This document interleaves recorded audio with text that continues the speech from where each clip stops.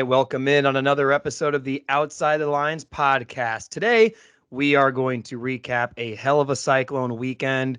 Audi Crooks drops 40, David Carr, another national championship, and your men's basketball team is headed to the Sweet 16. We're going to get into all of that. But if you're listening to this, then we need to give a quick shout out to our new friends over at The Social, student housing near Iowa State University, also a partner of ISU Athletics. The Social in West Ames is your best place for any sort of living accommodation near Iowa State University. They have a 24-hour gym, 2 on-site pools, and 2 on-site dog parks. So if you're a dog lover like I am, you need to get that guy or girl, the little good girl or good boy out on a walk, and they've got you covered on 2 different dog parks for that. Head on over to The Social. West Ames are going to be doing some more stuff with them. Really appreciate the folks over at The Social, and we're going to get into all of it. Let's start with maybe some recency bias because it's top of my mind right now. One of the best Iowa State games, period, I've ever seen, women's basketball or not. Iowa State women's basketball unfortunately fell to Stanford last night. We're recording this on Monday. It was an incredible matchup. I'm not sure how much of it y'all had the chance to watch, but it was the most back and forth game. And it was classic Iowa State basketball in the sense that who is going to give you a heart attack by the end of it. But at the end of the day, we didn't get the result we wanted, and I'm still kind of satisfied just because they laid it all out on the line. Newt, what are your thoughts? I think I know that you were watching it, right? Yeah, no, I watched the entire game. Yeah, it was like if you were a third-party viewer, you would say that was like an electric, fantastic game to watch. It was so back and forth, a million lead changes. One team would hit a big shot and immediately go down the court. The opposing team would respond with a big shot, went to overtime, all this stuff. You had 2 players kind of go off. Emily Ryan went for a career high and just looked like she could not miss on the like from anywhere, which was crazy. And yeah, I mean, it's obviously not the result we wanted, but they took number 2 Stanford down to the wire in Stanford. Like I think that's always a big thing too that gets forgotten is that the women's tournament is, the first 2 rounds are at like the top seeds home. And so they did that all in Stanford too. Like that's incredibly impressive for them to push that Stanford team there. I don't think they got down more than like 5 the entire game. It was a really impressive performance from the Lady Clones. Plus, like Audi was a little bit off that night too, and they still were able to put together a performance where, they had a shot to win it at the end of regulation and through overtime. So really, really impressed by how they played. Just obviously saddened by the result, but. Cameron Brink, who's kind of the all-star coming out of Stanford, you're right. Audi, that was not her best game. If you're looking at the amount of shots she took too, I would say they're decent shots too, just wasn't getting them in. 10 points of Audi Crooks to 8 points to Cameron Brink. So if you want to nitpick the box score like that, you could say, ha, we got you, Cameron. She also fouled out, and on her way off the court, I thought it looked like a pretty, in my opinion, it looked like a foul. Like it looked like she got ball with one hand and then the other hand just tackled Audi.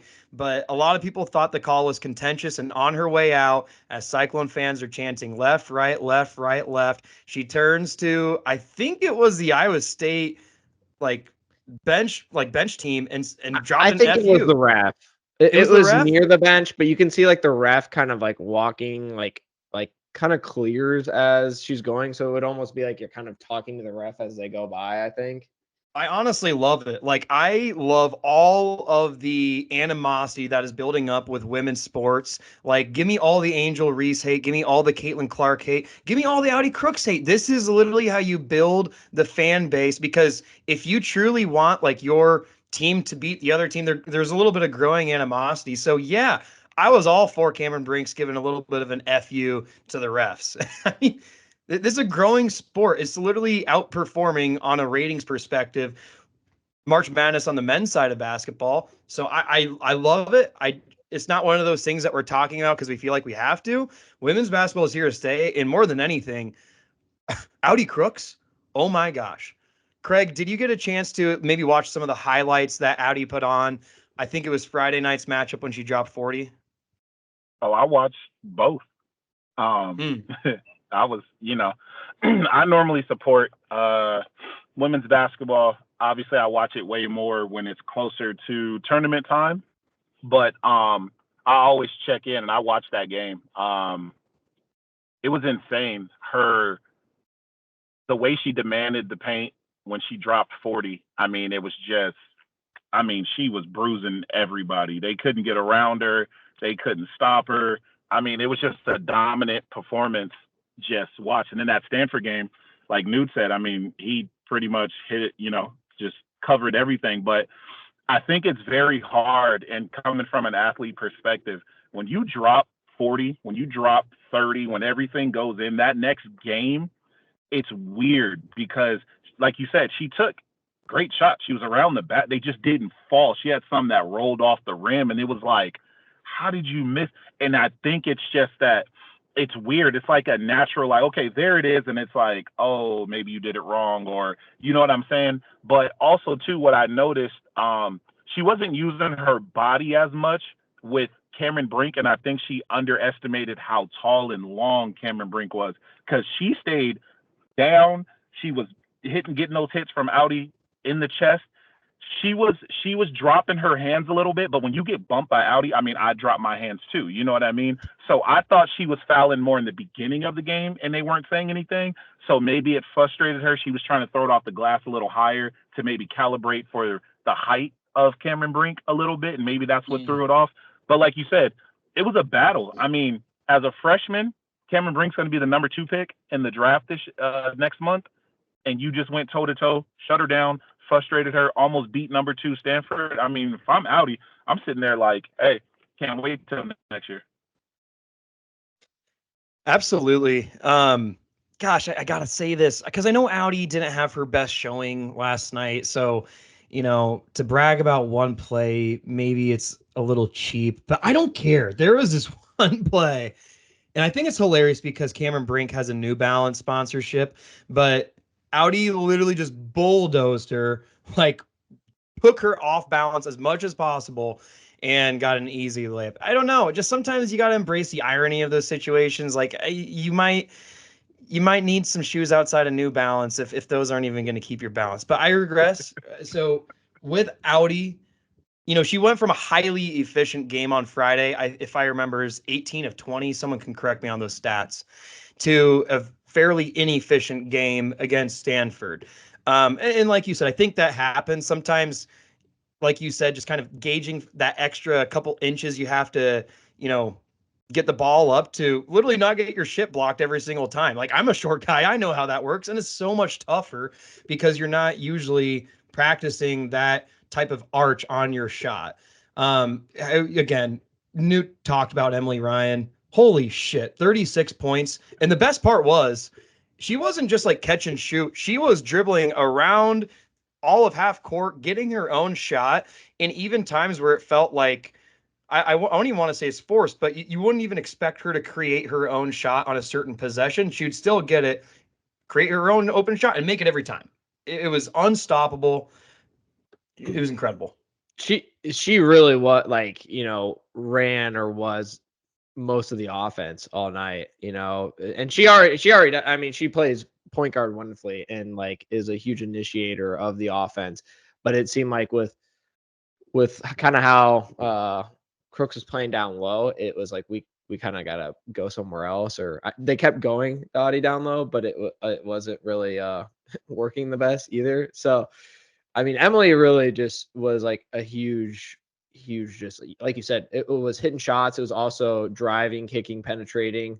She had a couple times where she drove in and then found like Addie Brown on the outside and stuff. Yeah, I mean, but a lot of freshmen just stepped up in this game, and it was, once again, you hate to have like the whatever, like moral, what was it? Moral victory. Yeah, moral victory. I was thinking moral losses, moral wins. Your head doesn't think like that. You never think like moral victories. No, but I mean, you can say it's a moral victory in that, they were, on the road playing, a top team here, and they gave them the best run for their money possible. And also while, Audi didn't play to the level that we've seen her play either, which a lot of that can be said to Stanford. I mean, Stanford has great front court. Like Kiki dropped 41, and I feel like Oh her my and Brinks gosh. did a great job of, kind of using their length and shutting down, making it hard on her. But yeah, I mean, it was a great run by them, and also they're incredibly young. Emily Ryan's coming back next year too. Like this team's got some great potential heading into next season as well. Craig, any last minute thoughts on our Lady Cyclones? Hell of a season. I mean, I just feel like following them the entire time. Their season was defined by grit. So not the result we wanted last night, but damn, it was a very I would say triumphant way to go playing as gritty as they did. Yeah, I mean, it's a testament to Coach Finley. I mean, that's who he is. I mean, I don't care what team you give Coach Finley. If they say this is the best Iowa State women's team, if this is the worst one, anytime it's time, man, they're going to figure it out. It's just how he gets his team prepared. Not just him, his whole coaching staff has been there for a while. And I know them, have talked to them. They're amazing people. And I mean, the future is bright, like you said. The freshmen stepped up. So that just proves like what they're going to be able to do now, having that under their belt going into, next year. And, they're going to bring in more freshmen and then they're going to be held accountable. So he just does an amazing job with his staff. Lady Cyclones are always grit, always, going to fight to the last second. So I'd always have respect for them. So. Love it. Before we transition to men's basketball, are any of us going to pretend like we know how to talk through David Carr's national championship? No, I couldn't even figure out how he won exactly, because he was like, I don't even know if grappling is a proper word, but he was like That grappling, sounds like the right standing word. up, basically like him and the guy had arms over arm on each other, and it was tied. And then the time ran out at the thing, and then somehow David Carr got a point to win. And I heard the announcers being like, "Oh, the other guy didn't know what was like. He thought that." Well, I don't know. I don't fucking know. But I was like, "Oh, cool." He thought it was tied. So that's Dumbass. Yeah, What an idiot. That's me Imagine talking losing a about national it. championship because you're just an idiot like that. Yeah, that sucks. And you can't, team sports, you can blame somebody else a little bit. There's nothing you can do on that one. The broadcast, I will say, the broadcast was ridiculously annoying because they didn't talk once about David Carr winning. They just talked about the guy who got second. Like, not even messing up, but also like, oh, it was such an impressive job that he got all the way here. It's like, he's the second ranked overall guy. Like, isn't he supposed to get here? Like, right. And I don't know, it's so fucking weird. And like, they didn't mention like one. I think they literally said like one thing about David, but it was like, yeah, and David got the win, but this guy, and it's like, what the fuck is going on here? Like, it was such a kick to the nuts, and you guys are like talking about the loser for a minute straight here. So it reminded me of when we were number 6 overall when we went to the Fiesta Bowl that one year, just on the cusp of a college football playoff berth, which is so funny to think about. And I can't remember the announcer's name. This pissing me off. It might have been Reese Davis. It was Reese Davis. He's like, I guess that loss to Louisiana was completely negated. And we're like, dude, just come on, just read it. The most embarrassing part was he was like, hey, or it was like, Matt, we know that you're in the rumor mill for a lot of jobs. How does feeling the feel? Like, it was basically like, talk about how you might get an off-season job instead of just winning the Fiesta Bowl. And it was like, that was honestly, I think maybe his first or second question to it. And it was just like, are you fucking kidding me? Like, talk about Iowa State and like what just happened. Not like, oh, hey, Matt Campbell, coaching circle, whatever. It's like, Jesus Christ. Like, I don't know, like, insane. Yeah. When we were posting the David Carr, him officially being the national champion, I was like, this, the vibe is so off on this video. Like, it just, you'd almost think I added a weird audio overlay onto it, but nope, that's what it was. It was just a terrible call. Craig, we don't know much about wrestling, and we're pretty open about the fact that we don't know shit. So there's probably a lot of wrestlers. Oh, I don't even know if wrestlers even tune in. If they do, then they're probably getting the worst information possible. But I don't know. Do you want to just say congrats to David? Just say something. I don't know. Like I said, I don't really know much about wrestling. I had a few wrestling friends when I was at Iowa State. They're super chill dudes. I always respected their work ethic because I would see them. They'd either lift before or after us, and the stuff they did, they had 45-pound plates with this head entrapment thing, and they were doing neck pull-ups on the edge of a bent. Like, these dudes were nuts, bro.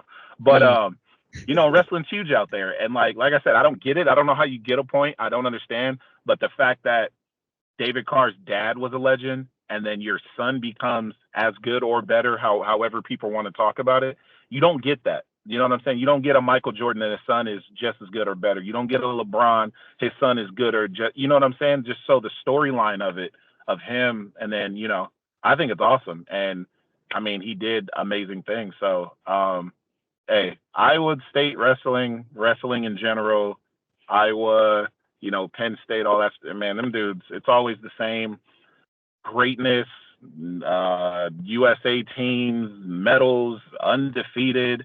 It's incredible. Just like, what is it? Our legend, 59-0? Kale. Yeah. Like, come on now. Like, I know people, you can't even play tic-tac-toe 159 times and win straight. Like, it just doesn't, you know what I mean? Like, you don't have a bad day. Like, you don't slip up one time. Like, come on now. That's some psycho behavior, especially as a wrestler. Yeah, he never lost. Like, you wake up every day and you're like, I fucking won. Like, see, like, no one but can 40-0, 50-0, 60-0, I get that. 159, you never messed up. Tell me something 159. I tie my shoe maybe about 120 times. I probably messed up that one time. Like, oh man, let me redo it. Like, it's just, I don't understand. Like, I'm telling you, I just don't understand. 159, if I'm not mistaken, I think it's 150, 154, whatever. Over 150, I know it is. That's insane. I don't care what you do. You can comb your hair 159 times and mess up one time. I'm telling you. Like, I'm thinking of something so simple. You'll mess up one time. It's insane to me. I'm trying to too. What's a really simple task you do every day, Newt, that comb your mustache? I don't do that every day, to be honest. It's disgusting. Doesn't count then, see? What's disgusting about that? I don't comb my hair every day. No, I'm not saying disgusting. I'm saying, like, see, it doesn't count because you don't do it every day. I'm saying it's disgusting. Yeah. The fact that you wear that thing every day and don't comb out all the food that gets caught in there. I clean it. I shower. I also don't have the capability of growing a mustache. I'll grow it one time and you guys will see it. It is actually, I love it. People hate it. I love it. Hey, I was going to make the reference of I'm excited for Carr to, go on and do professional career, kind of do all that stuff, and then want to come back, coach at Iowa State, and then we don't want to pay him, and then he goes and creates another program. I was just going to say that. I was going to say, come back and get paid by somebody else? Or he could come back to Iowa State and open up a car dealership, call it David Carr's Cars. That's not a bad idea. Not a bad idea. Or you can go. The last time I gave out free marketing advice was Hinge, and they blasted their slogan everywhere. So I'm gonna shut the hell up. But I would be happy to do that for our Iowa State student athletes. WWE, he could be like the new Kurt Angle. I guess so. Like I've never watched WWE in my life, so. Joe Burrow always said, like, when it was F. If things don't work out in the NFL, that he would just go back to Louisiana and open up a place called Burroughs, but spell it like with the EAUX at the end. I mean, you got to have a backup plan. Your bodies can't last forever, right? Man, Craig, that contract, he doesn't have to do anything. Yeah. Craig, I'm going to start thinking of like a restaurant or a bar name that you could open. Nothing off the top of my head. I'll come back to you. Let me know, because I'm going out there, so I might try it. All right. Might try it. That's on my to-do list. So we'll move on to men's basketball. I don't really know where we want to start. I'll just say we kicked as much ass as we thought we did for South Dakota State. Is that fair? I mean, we can try and go through and analyze the game. I will say this. And I feel bad because I forget the head coach's name, but the head coach for South Dakota State, him and Otzelberger sharing that embrace at the end, That was really hard. Told you guys. That was cool. I told you guys. You did. That's But his he guy. didn't. But he did not go easy on him, and You're I'm not glad supposed he to. didn't. Oz You're has not got that supposed dog to. in him. You're not supposed to. I'm soft. I probably would have, maybe not. Who knows what I would have did. You would have kissed him during the handshake line instead of giving him a nice firm handshake. I probably would have done that.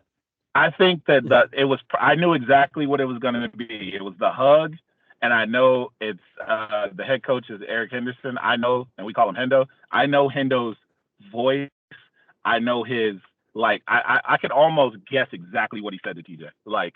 He's just such an amazing person. And I knew it. And I just waited for it. I was mad the camera switched off of it. I was like, no, go back to them. Stop. I want to see it all. Okay. We're gonna role play here. I'm TJ. Did you say Dress? What's his name? Hendo. Hendo. Gosh, Hendo. why did I come up with Dress? Henderson. It's Hendo. So yeah. Okay, you're Hendo. I'm Otz. Hey, Hendo, great game, man. That you guys gave us a dog fight. Certainly gave us a run for the money. You have a season to be proud of. Oh, TJ, you already know. Go get that national championship, man. Yeah, he's just so inspiring. He's always just oh man, I wish you got I wish you can. I don't know, man. It's so hard. Even the interview when they interviewed him at half, he was just so positive. He was in a good place, but it's just who he is, man. And I don't know. I just love him. And then you have the assistant coach. TJ coached. He was Brian Peterson was on that staff, so that was my point guard. Yeah, he was on that staff too. And then, like I said, a manager that was a manager when I played is an assistant coach on that staff as well. So a lot of Iowa State love. It was about 6 coaches, I think, collectively that were on the same McDermott coaching staff when we were there. So. Cool stuff. Dude, I can't tell if your screen's frozen or you're about to say something.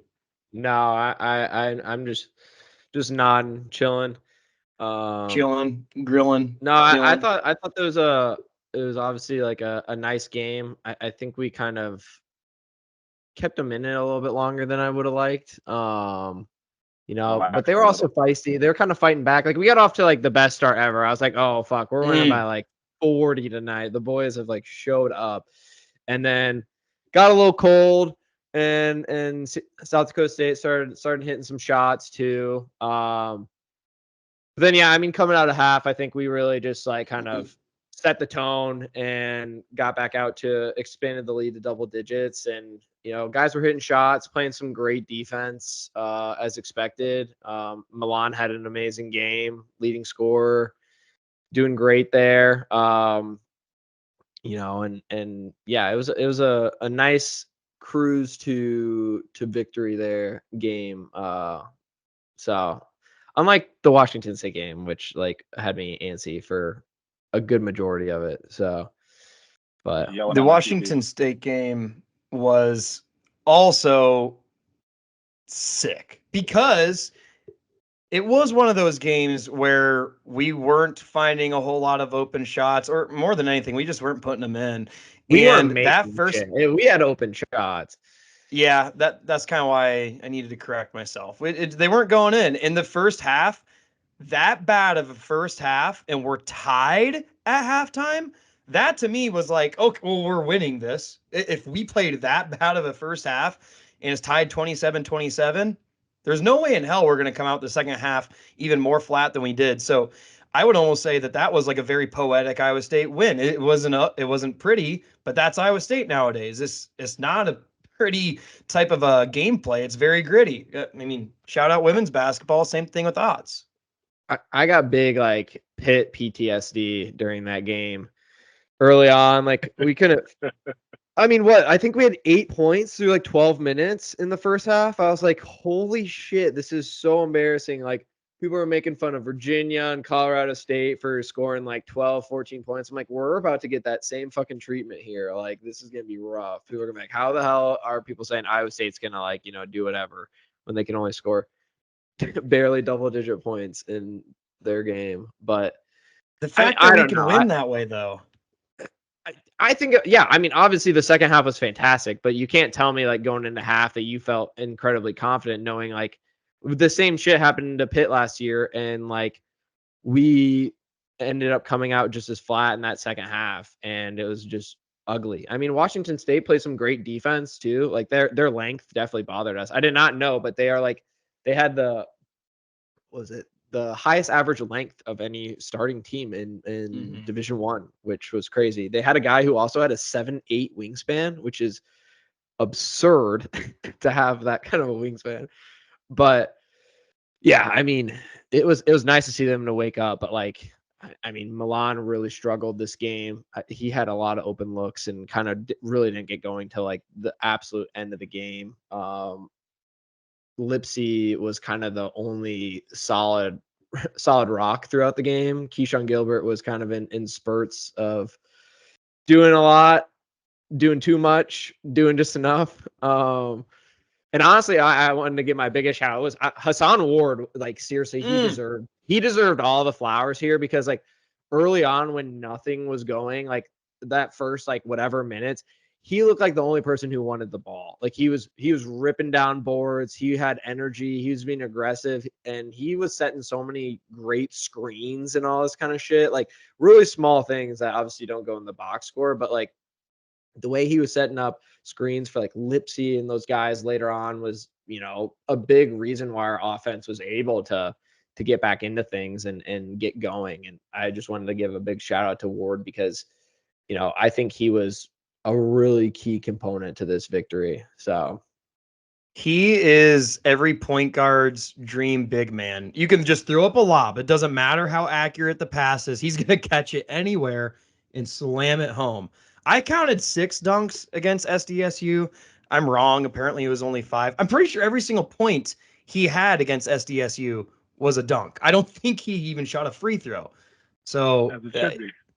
He was more athletic as it should be. As it should be. Yeah. With that team, yeah. And then, you know, Washington State, like you said, length was a little different. I'm with Newt. I was nervous, and he said it best because I couldn't think of what the best way to describe that. And it was like Pitt vibes, where it was like, you know, last year against Pitt, I was like, all right, not bad. We're good. We'll figure it out. We never did. And so I was like, my deal, what I saw was like, okay, we shot terrible. And this is where we're at. And I'm like, it's not bad. I said, but if we don't figure out that fake ass zone that they were running, like it's not gonna it, bro. It's some dude. He used to be at Washington, I think, and I want to say TJ knows him too.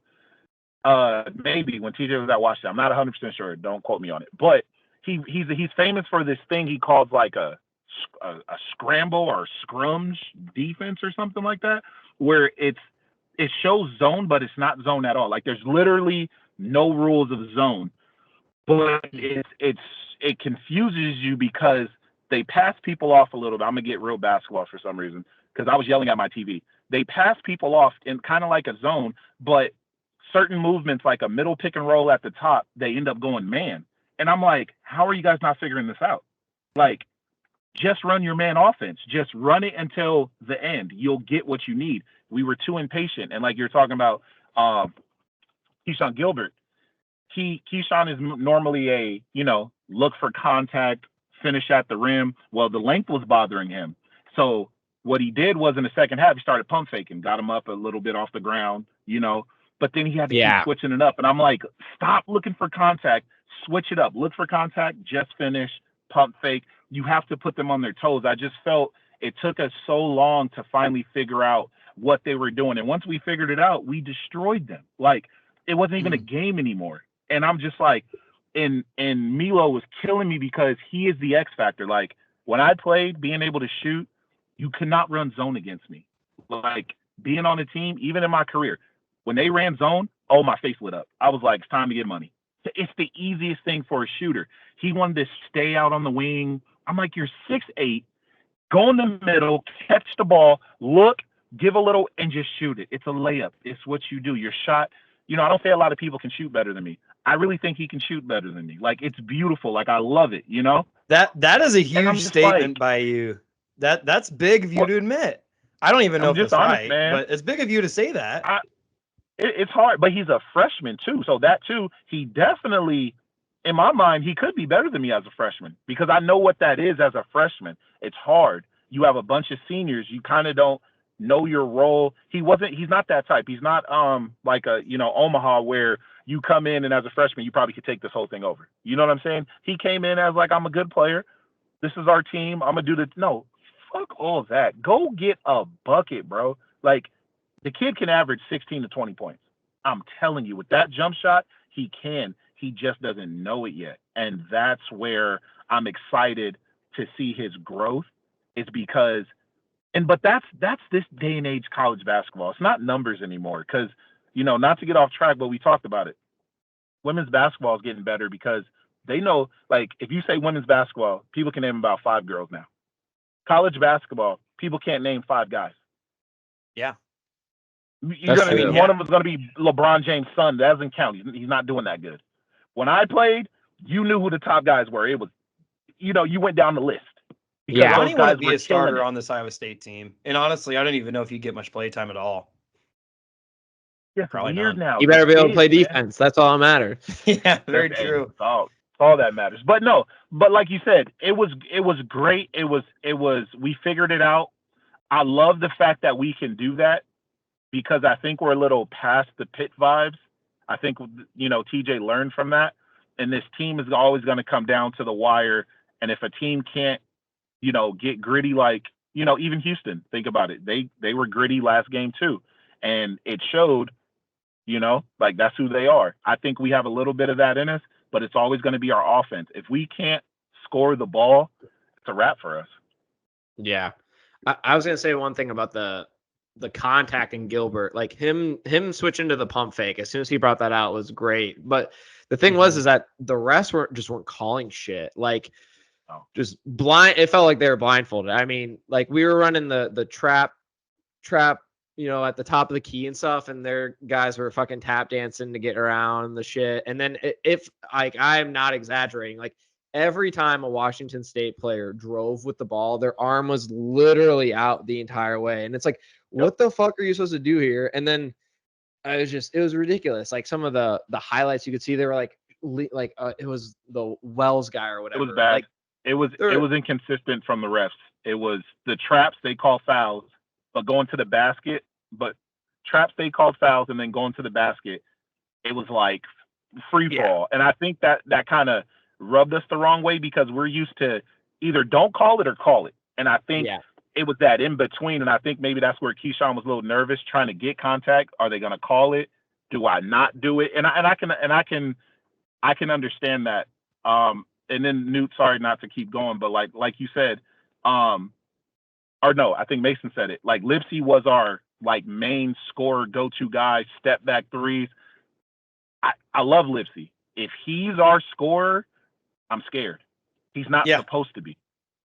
But I also will say, if he's hitting his shots, then holy shit, look out. Because 100%. The likelihood of someone else getting on fire, and like, I mean, Keshon, you hit the nail on the head, by the way, Craig, I love his consistency. Every now and then he will almost try and be Superman too much, and I think it was Mark Sanchez gave a great analogy.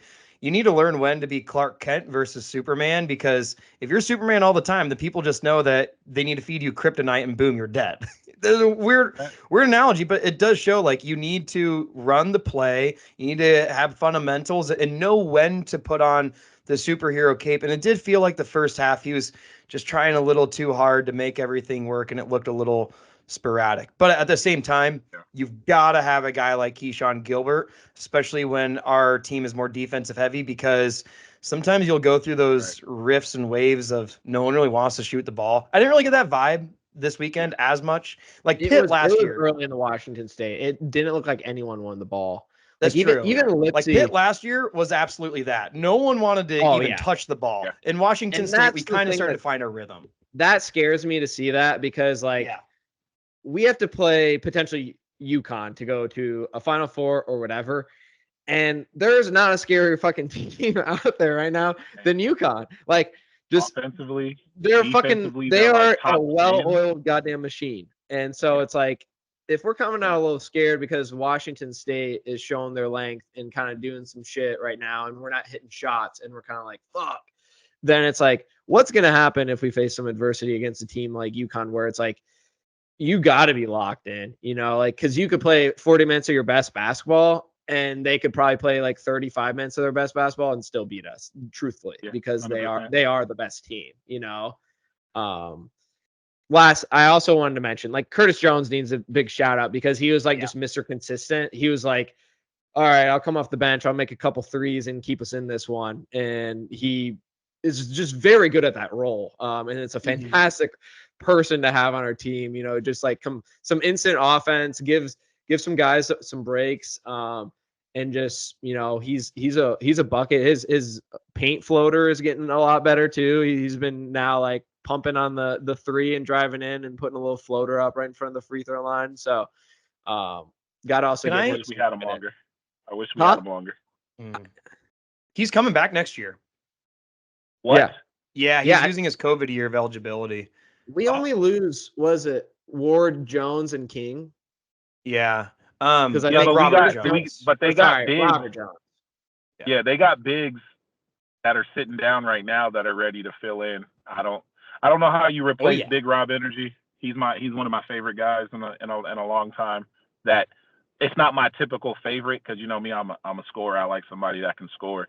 But man, I would give up a lot to go back to school and know that like Rob would be my 5-man. Like that's a guy that I'd play with and on the court, live and die every day. He's a different type dude, man. Like he doesn't complain. He doesn't change his face. He just gives it his all, and he's a nice dude. Like I really respect the Rob. I wish the best for him after basketball. I'm gonna be following him to see what happens next. I heard TJ pulled him in the offseason, basically said, listen, I can't play you if you don't increase your efficiency. And basically he just took to hard coaching, reeled it in, and holy shit, he's improved so much. I do want to eat crow really quick on Curtis Jones. I don't think I ever said it on the podcast because we weren't really recording a ton at the beginning of the year. But I kept saying he's going to be the death of us, the let's just say the dark side of what Naz Long was, in the sense that whenever he shot the ball, I was like, no. And occasionally there'd be the no, yes. And really I'm eating my own crow, because I would say the past month or two, he has chosen his shots very well. And he has gotten other people open. Like I've seen him just have such an in-season improvement from the beginning, kind of that like non-conference play where it did really feel like he was forcing up shots or maybe taking the first open look when there's still 20 seconds on the shot clock. And to me, it was almost maddening, and it was hilariously maddening because damn it, he would make it all the time, But there were so many times where I'm like, just reel it back, wait until you get the best shot. And he's done that. Like he's absolutely improved in season. And just his shot selection to honestly, I think his shooting efficiency, I think his field goal percentage has improved. I'm not positive on that, but it feels like it has. Curtis Jones, thank you for bringing him up, New. He does deserve his flowers. Yeah. I mean, we need anyone that can keep us in it when the going is rough. And he's stepped up a lot. Like he's been hitting some big threes. In a lot of games here lately. It's been great to have him off the bench, providing that spark. So it reminds me of Tyrese McGee. Yeah, not a bad comp. You know what I mean? Because defensively he's there. Offensively, it's like Tyrese used to shoot some shots where I'm like, Tyrese, wow, that's a great shot. Good job, Tyrese, And like it became like you knew when he got into the game, like, okay, he's gonna do like, you know what I mean? It's not obviously not the same exact player, but that's what the vibes. Like I agree with Mason. Like at first I was just like, bro, I don't know. Like he's gonna, not a big fan. The same thing I said about Gilbert, but also too with Gilbert, even that last game, you can't lose him. So you got to let him be who he is. You know what I'm saying? So I don't know. It's tough, but Curtis Jones I'm glad he's coming back. I didn't know that. That's kind of what you want from your sixth man. Like, not like a wild card, but like kind of like, hey, this guy can like, I don't know, get in there. And then, I mean, I'm always a big fan of the heat check. Like, it's like you make 2 threes in a row, you better be shooting the next fucking three. Like I don't care if you shoot it from half court. Close your eyes. You know what I'm saying? Turn backwards. Heat check. I agree.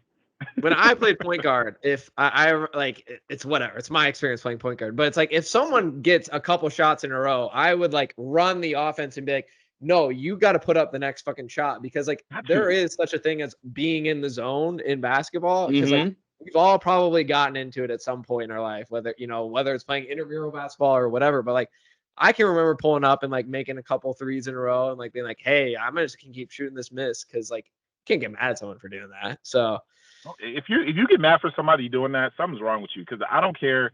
I've never been in any situation where I've ever got mad at somebody heat checking. Now, if you're trying to microwave it, where you're trying to get on fire, now I'm a little upset. No, but if you caught Torch, if you caught Flame On Fantastic Four, let's get it. Like, let's get it.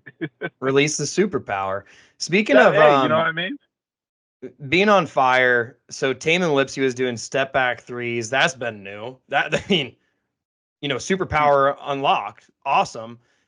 Like new. I think you know the answer to this. So I think definitely a listener of this pod, because last year I challenged him to get a 3-point shot, and he like now shoots 40% from three. So my next challenge. No, damn it! Did you just let it go? You bitch. Was that your thing? Well, okay, I'll do the other portion of this, because apparently you know the stat. Craig, guess how many shots? No, particularly, guess how many threes Tamin shot last year? Threes? Yeah. He didn't shoot a lot. I remember that. It wasn't very good at it either. I'm gonna go with between 20 and 25. Oh shit! Yeah, he shot 25 threes last year, and guess how many he shot this year so far, and the season's not even over. He gets some. I'm gonna say over 100. 110. So last year he shot 25, making 20% of them. This year he shot 110 so far, and he's doubled his shooting percentage, 3-point percentage, to 40%. That's a wild. Like, talk about a gym rat. Some guy who just. We'll keep improving. Him and Rob Jones just living at the gym, like they just fucking. No, you know what that is? That is a shot correction, if I'm not mistaken. I really don't know. I wasn't there in the gym, but I guarantee, because I'm watching the way he shoots, that's a shot correction. Because, and I'm telling you, I know who did. Eric Crawford, the assistant coach. I could probably bet anything that I have and say that he's the one that was in the gym with him, because he corrected my shot from freshman year to sophomore year. I used to shoot kind of like a side, kind of like a what did they compare? They said I shot like Dominique Wilkins, and I hated that, because I saw Dominique Wilkins shoot and it was horrible. And then I looked at my film and it looked just like it, and I was like, dang, it really is that bad. And I was very inconsistent. And so we worked in the gym and we got my shot like just in a flowing mechanic way. And the way he did it, he's just good. And I've always taken his advice, the way of shooting, and putting it in my own, giving it to young kids and giving the advice for basketball in my, kind of like coaching or player development, little stuff that I've done. And it works, man. And it makes sense with Lipsey. Like, it's not like he shot terrible. Like Rob, like when you see Rob Jones, and no disrespect to Rob Jones, like you can tell, like, okay, Rob's probably not a shooter. Tamin always had a good shot. I just think he didn't get enough up. He wasn't comfortable. You get what I'm saying? I just need an example. I didn't want to, I don't like to talk bad about Rob. It's not like a disrespect. I'm just saying. Some people. I mean, he probably knows he's not the best shooter. I don't think he takes much of it. No, he's not. He knows he's not a shooter. Like, let's be honest. Like, he knows he's not. But that little hook shot, push hook shot thing is nice. I like that. I do like that. The thing I was gonna say about Tamin too is, like, I honestly think the other element with it is it's almost like reps and like changing who he is as a player. Like whatever. I'm not gonna be like, oh, like growing up, but it's like when I like playing point guard and stuff, there's a shit ton of other things to worry about. And if you're able to at every level to continue to be like, hey, I'm really good at driving, I can pull at the free throw line, I'm an excellent passer, and that's gotten me this far. I think Tamin was even able to do that as a freshman and do it incredibly well. But it's like, hey, the next step in my game in this offense and for me as a player is to get my range out and just fucking get a ton of reps out there. He probably hasn't done like, I would love to know the amount of like 3-pointers he probably shot or practiced prior to coming to Iowa State and even freshman year, just compared to like this last summer. Because I guarantee you, he probably doesn't leave the gym without making 100 minimum. That's like his routine easily. And that's a normal common ask from like I'm sure Milo shoots probably 300 before he leaves. You get what I'm saying? The difference, but like that's a huge thing. And like you said, you played point guard, and it was so many more other things. I think last year he had to focus on being a point guard. You know what I'm saying, for the team. And now that's just second nature to him. Now put the scoring. You get what you're 100%. I agree with you, Newt. Like you hit that on the nail. Like 100%. That's exactly probably what he did. My next challenge for him is to shoot 80% from the free throw line next year, because free throws. It's mental. It's a mental. It takes a while. Trust. I had this weird beginning of the season. I would always shoot like 30-something, 40-something%. And then like, that was like for like a month and a half. It was so weird I'm telling you, I could pull up the stats. And then like the last, like, 3/4 of the season, I'm shooting like 89, 90, and it all equals out to be like 73, 76. And I'm like, if you would just, and it was always something, but also too, I didn't shoot sounds like you weren't practicing your free throws in the off season, huh? No, I didn't get fouled a lot too, to be honest. I used to average like 2 free throws a game, I think. No, maybe like 3 or 4. That's not a lot. Craig, would you ever, like, if you're really struggling with free throws, do like the Bob Cousy underhand method? Like, no, never. No. That was a quick answer. Like, I've always wondered. It's like, if you were fucking Shaq or whatever, like, dude, imagine how many points he would fucking score if he would have just shot free throws underhand at like, you could even say 80%. Like, it's really easy to shoot free throws underhand, like. I think my shooting mechanics were so like pretty, like, you get what, there was just no way to, like, I had to change something else. Like, I felt like you said Shaq, or if you're like Michael Gilchrist with that little weird, you know what I'm saying, ugly, that's when you just bring him up when you said the bad shooting. Just end it and do something else. That's when you do it. But when it still looks good, you just got to play with a little, figure it out from there. But like when it's just ugly, man, just rip it up, throw it away, and start over. Just no. Fun fact: Shaq, better free throw shooter than he is DJ. Not the best DJ I've ever heard in my life. But he's a vibe, though. Forget the DJing part. He's a vibe. No, I'm talking like literally a DJ. Like he DJ'd at Power and Light District after the Big 12 tournament, and it was something. It was something. But it's Shaq though. It's he's a vibe. Like vibe. Okay. I thought you said five as if like he was like the 5 man on the court. You're preaching to the choir here. That's true. That's true. He is a vibe, I guess. He's a vibe. And when he would yell like Pauly D, let's be honest. We were like, all right, I'll put my hands up. Like you're gonna. Pauly D, when he first started DJing, was very bad. New Jersey Shore. He got better being in Vegas, but he wasn't DJ Tiesto and all. He wasn't a real DJ. He was a vibe. Like, all right, he was a vibe. I'll give him that. Do you want? Okay, just definitely mixing. He's not like on the soundboard doing like some shrillic shit. He's just like, let me just fucking jump around and say I'm Shaq. He is good for like his voice is sweet. Like when he's like, "Put your hands up!" Like my hands would go up every time. Like that was just part of the cadence. He wins. Do you want to talk about someone who's not a vibe? So I know we probably only have like 5-10 minutes max probably with this, but so we're gonna have to preview Illinois. But AJ Green, this bastard. I know that he is probably an Iowa State fan before he went to UNI, but he has the audacity to wear an Iowa State hoodie this weekend, and the Milwaukee Bucks posted about it, then he reshared it. All I can think is this fucking guy. I'm sorry, Mom, and if you're listening to this, Mom, I try not to drop the F-bomb, but this fucking guy, like, you can't his dad is the coach. Like, I don't care. I don't know. It still annoys me. Like, it makes me think of the what could have been type of thing. Wouldn't you support your father if he was coaching and you had the opportunity to? Yeah, I would. All right, there I also Very want to just simple. be like, come on, dude. Like, you should have at least just given us a year. NBA instead of coming to Iowa State. I think if he would have gone somewhere else, like it's I'm whatever. a fan who feels very entitled right now. Like, if you're gonna wear the hoodie, I feel entitled to at least a year. Otherwise, sorry, can never be a Cyclone fan. Those are the rules. I don't make them up. Those are just the rules. I guess we don't want to be Panther Hawk fans of like, Panther Cyclone fans. Like we make fun of Panther Hawk fans big time.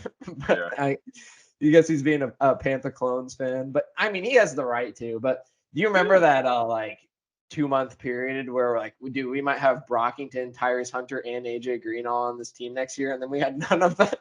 Which Tyrese Hunter, woof. That's what is that all we need to say about him? Yeah, he doesn't need our time. Happens when you Craig, get are that you going money, to talk some shit when on you get Tyrese Hunter?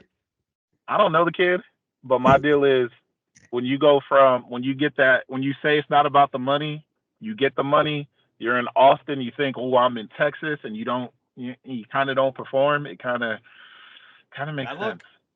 Yep. It is. Imagine going from be TJ fine. Otzelberger to, is it Chris Beard and Rodney Terry? Yeah. Oof. Okay. Well, that's enough I know Tyrese Hunter talk. Oh, unless Craig wants to keep going in, I'm fine with that. Nah, his assistant coaches, I could definitely tell why he went there and thought it would be better. You know what I'm saying? Like, I think he was looking at it as like, oh, this isn't going to be much, TJ, oh, it's going to be a process. Like, instead of trusting it, he just saw something that he thought was better, because their two assistant coaches were great head coaches. I don't even know why they're assistants. I don't know why they won't go and get to another program, because together, collectively, Texas don't look like Texas, the Texas I used to know. So, that's NIL, that's money, that's all this stuff. But, I mean, I think Iowa State's getting the last laugh with it all. So. Oh, for sure. So, to wrap us up, let's do Illinois preview, just a couple thoughts, and then your score prediction. I'll go first. I watch Illinois sporadically. They look good, and then they look bad. All I can say is they played Duquesne in Morehead State, and I saw some asshole on social media have the audacity to say that we had the easiest route to the Sweet 16 when we're literally playing Illinois, who's only played an 11 and a 14 seed. I digress. I don't really know enough about. Dude, that guy is such a fucker. They found out. I know exactly what account you're talking about. It's like Yep. EBK, whatever. And they fucking like, it was like the like gotcha red hand, like kind of fucking, I don't even know, like crime thing. He said, "Oh, I'm an Iowa fan." It's like, one, okay, you're an Iowa fan. Two, why the fuck are you an Iowa fan running a college basketball account? Your life has to be goddamn miserable if you're running a men's college basketball account. He's a Caitlin Clark fan. He's not an Iowa fan. You haven't seen joy since 1999. Like, I mean, there's nothing worse than like, actually, I was about to say, I hate it when Hawkeye fans are not even playing and they're actively cheering against Iowa State, but then I would be looking in the mirror at my own clown ass self. I cannot judge that. What do you say? I said I do the exact same thing. If exactly. Iowa State had a tournament, I was playing. That's fine. Heavily. Hate on Iowa State if you're a Hawkeye fan, but nonetheless, I think Illinois is good. I don't think it's gonna be an easy. I think it's gonna be a really, really close game. I honestly just don't know enough about them from like an individual player standpoint to know like how we match up, I would say, but don't really. I don't even know the spread, so I don't know what this is going to be, but I think Iowa State's going to edge past them just because I think from what I did watch of them at Morehead State and Duquesne, I think it's just going to be a little bit of a culture shock to them, playing against some, I don't even want to say Big 12 basketball, but specifically Otzelberger ball, You know what? Iowa State 69, give me 69, and Illinois 64. That's my final score prediction. CB, you want to go next? They're good. They got a big guy. He kind of plays on the wing. Defensively, I think Rob can kind of, do his, Rob's like a simple post player over the left shoulder. I think our bigs are going to come in big as far as offensively. If we can get Hason Ward some shots, some alley-oops actually, not shots. If we can get Trey King a couple of threes, if I get 2 threes from Trey King to kind of spread it open, and then everybody else is going to be who they are. Milo hit some shots. Gilbert going to the basket. Those guys aren't that tough in my mind. I could be wrong. Like you said, I don't really watch. I think Big Ten basketball is boring. But I think we edged them out. I got Iowa State 67, Illinois 62, win by 5. I like it. Newt. Yeah. I don't know how I feel about this one. Illinois has the number one offense in Ken Palm right now, which like it's kind of annoying. I like the end of the season Ken Palm because like obviously teams are going to start getting better Ken Palm ratings as they survive and play more games against better teams. But regardless, they still have a great offense. They've been killing teams. You know, I think one thing that I actually really like is like watching them against Duquesne. They shot the shit out of the ball, like had like a, you know, like kind of like an above average performance, like everyone's kind of hitting thing, which like statistically they should regress to the mean a little bit. You know, like everyone gets hot for a bit. You kind of come down to earth a little bit here, especially like having a week off. So I kind of did like that. That was a factor. They haven't really had a close game yet. And I think that's always nice too. You know, you might not be waking up or you might kind of be on cruise control a little bit. That being said, I mean, this Illinois team is hot. They play, you know, they score a shit ton of points. Like I think I saw something here. They've scored fewer than 80 points, like twice since January 27th. Other than that, they've scored at least 85 points as a team. Like they have a great offense. And I am worried if, you know, we are cold against Washington State like we are, or like come out that way, or just not ending shots. And like, I mean, Illinois is going to get buckets. They're going to have shots where it's like we play great defense. I think they're, you know, they're just going to make it. That's that. But you know, I don't know. I love this Iowa State team. I think they're great. They've been fantastic to watch. So I think we'll pull it out, but I think it's going to be, you know, maybe like a 75-71 game or so. I think they don't really score less than 75, so that would make more sense. Like when I said 64, I'm like, ooh, Illinois doesn't really score below 70. And now against Otzelberger, who knows? But I think that's a fair guess, Newt. Yeah, I mean, I don't know. I'm guessing the pace will kind of be a mix between the two, and you know, we can run with them a little bit there, but yeah. So that's my thought. Like I said, I kind of like some of the factors that they haven't really had a great game, like an easy or a hard game in the tournament yet. I think like you're gonna see Houston wake up a little bit their next round game. Like Texas A&M gave them an absolute fight, but like I think that helps teams a little bit early, unless they're just really fucking good. I don't know. The UConn's really good and they're just smoking teams. Whatever. I don't know. Next. Next. Well, next is, you know, if you're an athlete, then turn off the pod. Appreciate you listening. If you're anyone else, then keep listening because we're about to get ahead of ourselves. Are you ready for this, Craig? I know you've never done this as an athlete. We're going to get ahead of ourselves and assume that we beat Illinois. Actually, all three of us have them winning, so that's probably horrible, but that's good. Yeah, I'll switch. Hey, I'll switch. I'll fall on the sword here. All right, okay. What's your new score prediction? I got Illinois 80, Iowa State 69. It's a tough shooting night. Cynical Newt back at it. So let's say we play against anywhere. It's UConn. Like San Diego State actually is good. I do think San Diego State could give them a run for their money, but I would imagine we're mostly all on the same page of probably playing UConn. Probably. Yeah. I would say that's likely. Okay. But it'd be fun. I mean, like San Diego State's kind of came out there and we'll see. It's a people are talking. It's the national championship game last year, and I feel like it's not getting like any of that. Holy shit! No, you're right. I didn't even think about that. Wow. They could. Man. They could if they, you know, they could. But the national champions. What were you gonna say?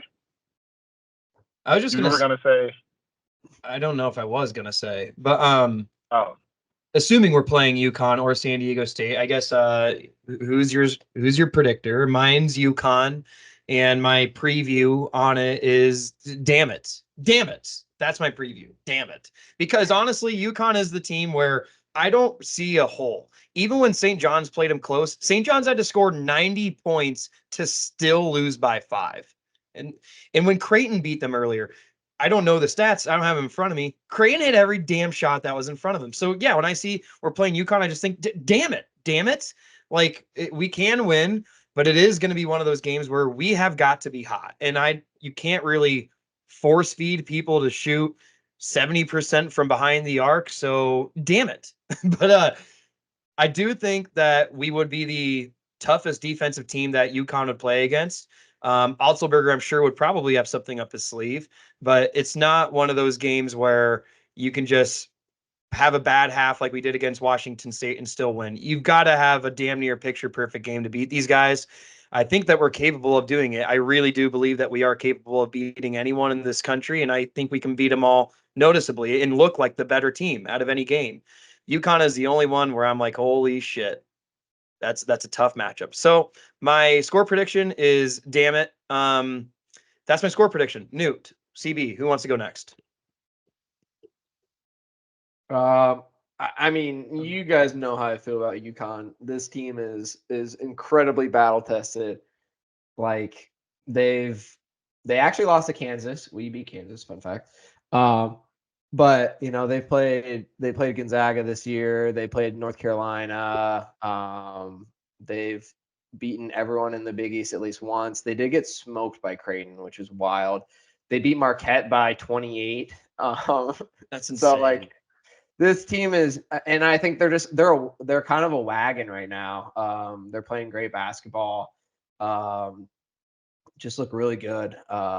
And I don't even think we can't have a bad half. We can't have a bad 7 minutes. We do the whatever way we opened up against Washington State for that, and then get down 50. This team is not designed to really come back from really large deficits either. Because we're gonna get in a rock fight if we're struggling and make it so that you can't score points either. But I don't know, the big for UConn, he is Klingum or whatever. He's very good as a big, good free throw shooter.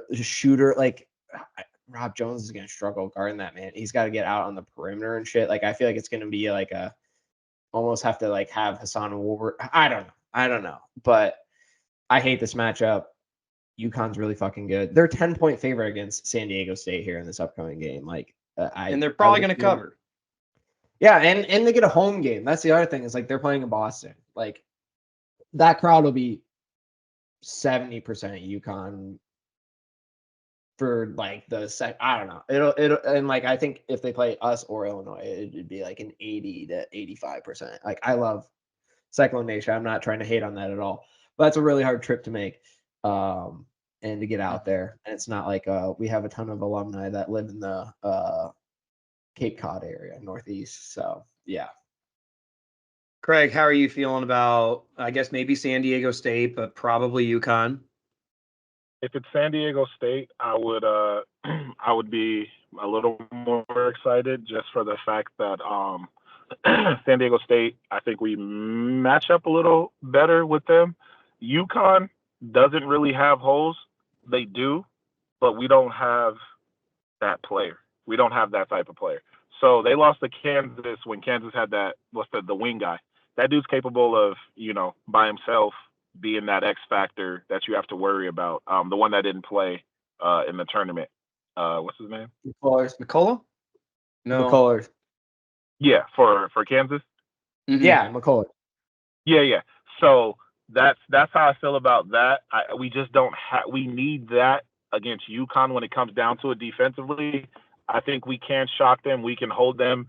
We can surprise a lot of people. They'll be like, look at Iowa State, but UConn's going to run away with. They have different type guys, man.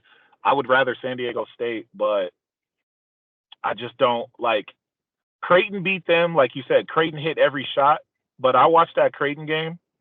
McDermott's one of the best offensive scheme. He had schemes that made UConn where they were looking. This is the first time I ever seen UConn not look like a team. They were blaming each other. They were looking at each other what are you doing? What just happened?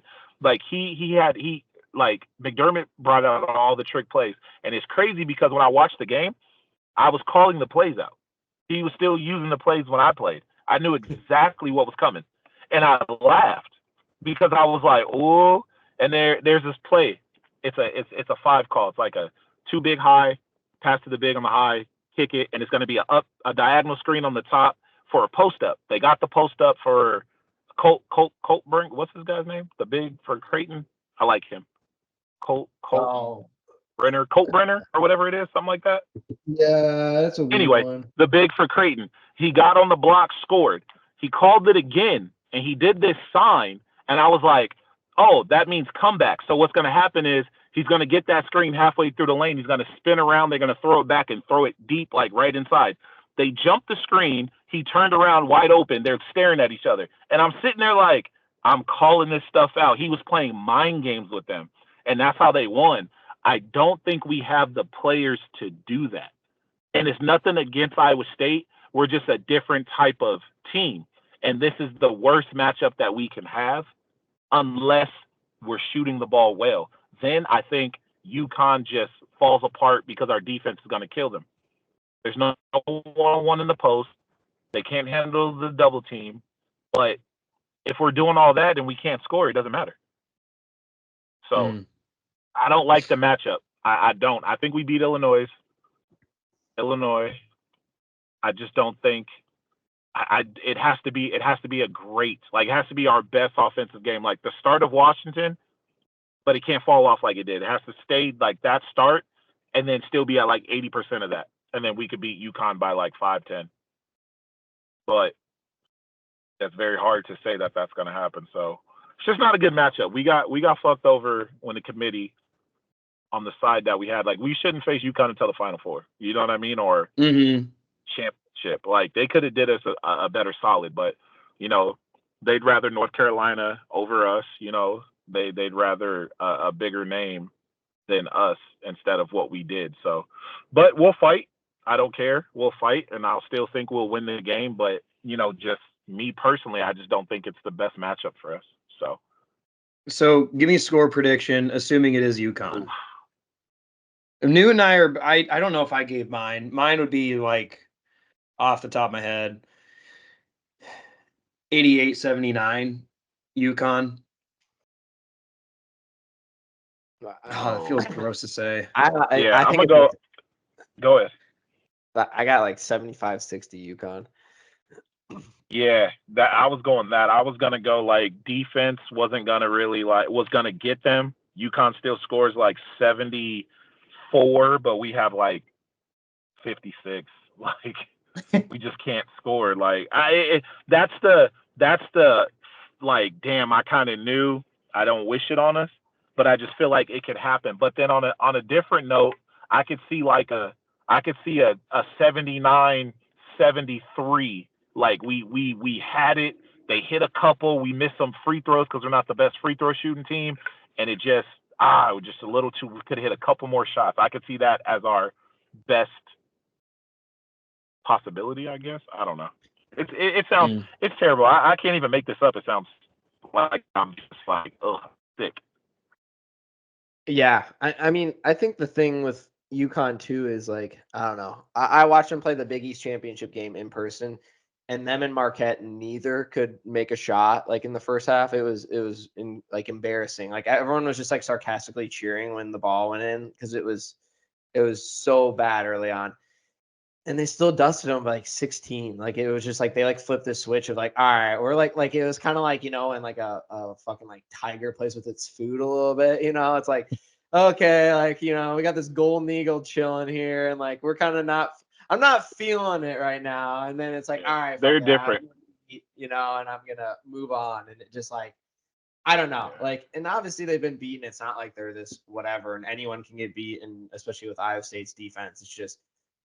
It's not a great matchup. UConn has great experience, great head coach, and yeah, playing them in Boston too, like, stinks. I mean, if we got them more in like a Final Four, a little bit more time to like scout or in between games or whatever, it'd be great. But it's a lot, a big factor for this team.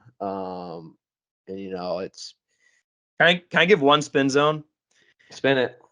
I like us on short weeks. I disagree with you on that. I think having a less than 48-hour turnaround, if we were to go to the Elite Eight with UConn, I think that's our advantage because I think we're more physically battle tested. I think you saw what we did with the Big 12 tournament. Sometimes those teams get worn out and fatigued. I think that's when we soar above the rest, kind of like a second half team.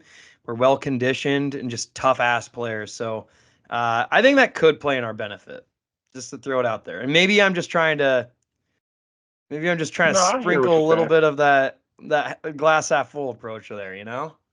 No, I see some. I agree with you to an extent. I can see that we are a grittier team. It's kind of like a Houston type. We're the same. I wouldn't want to play Houston when we're feeling like, ooh, we didn't have no rest. Like they're not thinking like that. Like we're a dog team where it's like we'll play you in 10 hours. Like we could wake up tomorrow and be like, let's do it again, and we'll have more energy than another team. So I agree with that. Just UConn, I think UConn this year has just shown, like Purdue has shown their colors, throughout the year many, many times. UConn's done it a few times, obviously, but like Newt said, Creighton made every single shot they threw up, so you can't hold that against them. The Creighton game, but other than that, I think they're just they separated themselves a little bit. You know what I mean? Like they've separated themselves from other teams. There's a lot of teams. I even think they separated themselves against Houston. I'd have to see that, but UConn's just good, and it's hopefully we catch them on a bad shooting night. That's what I hope. If we can catch Houston on a bad night, if we can catch UConn on a bad night, I think it'll be fair. But if they're clicking 85% or more, they're beating pretty much any team. So you have to do something special, and they're just a special team, and that's okay. And Danny Hurley's got like that, like TJ Otzelberger and him have like the same mentality of like 100%. Things can be going so fucking well, and they're still like, yeah, but we really didn't pressure on like the third defensive possession of the game, and I'm pissed because our weak side ball help was horrendous on that, and like we have 11 turnovers at half, but we got to turn the heat up. It's like what? Like not impressed. They were literally up like 21 going in, and the sideline reporter that Danny Hurley was like, "You seem mad." He's like, "I cannot believe the way we played those last 3 minutes. It was pathetic. Like it just looked like we took the foot. Like it's like, man, like they even have that mentality too. It's not even like, okay, like I'd rather play like a Coach Calipari, like super talented, whatever kind of guys, like versus like Hurley's like, fucking like, no, you guys are doing this shit like perfection. Like we're the fundamentals, everything. Like we're playing as a team. You guys are doing all this shit as it like, and even that thing is like, well, we normally have that advantage against some teams. Like it's like we're gonna play great cohesive team basketball, and it's like, I mean, UConn does that same fucking thing too. Like, that's how Kansas was when I played. When I used to play, those were the Kansas teams. It's like they did everything perfect. Like Self was like, we got to do it. Like I'm like, bro, these dudes like don't mess up. Like those Kansas teams were different back then, man. Like now I'm looking at them like, Bill, you got soft. Like I'm like, y'all got Dickerson, and I'm seeing him miss layups. I'm sitting there like, you're allowing that? Like he's too like no. Like he wasn't doing that with Jeff Whitty and Embiid. No, he wasn't doing that with them. It was like up, snatch, next person, come on. I'll put the walk on in. Yeah, Different time. Man, different time. This has been a fun one. I gotta roll, guys. Gotta go get. It's all right, children. Craig. Hey, you know what? I think this might be our best episode yet. Appreciate it, man. Hey, can you give us a roll clones before you head out, Craig? You already know what it is, man. I'm excited for this week. We gonna go out there and fight Illinois, Illini, whatever the hell you guys are. You guys are going down, and I'm excited. So, roll clones. You already know. Roll them. Absolutely. Roll them. And you know what? We're gonna wrap it up. Appreciate you guys for tuning in. This was a very fun one. Cheer hard if you are in Boston. Please, please, please cheer hard. And as always, like Craig said, roll clones. Roll clones. Roll clones, baby. I think that was our best one yet.